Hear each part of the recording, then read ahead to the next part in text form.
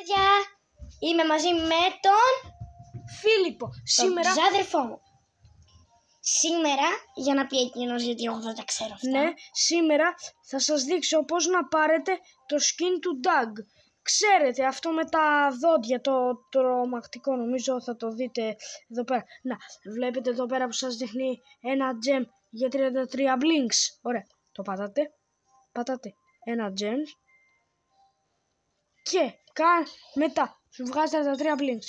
Μετά από λίγο νομίζω τελείωσε, στο ξαναβγάζει, το πατάς και εγώ τώρα επειδή εγώ τώρα δεν έχω το Doug, το παίκτη, όχι το skin, όχι τη μορφή, το Doug, το κανονικό δεν τον έχω. Να, θα σας δείξω, δείτε, δεν τον έχω.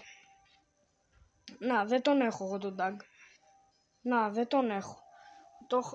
Οπότε απλά κάνετε πολλές φορές αυτό που σας είπα, που σας βγάζει coins με blinks και να, αυτό εδώ, και το κάνετε πολλές φορές και στο τέλος θα σας βγάλει το skin του Doug με 10 coins.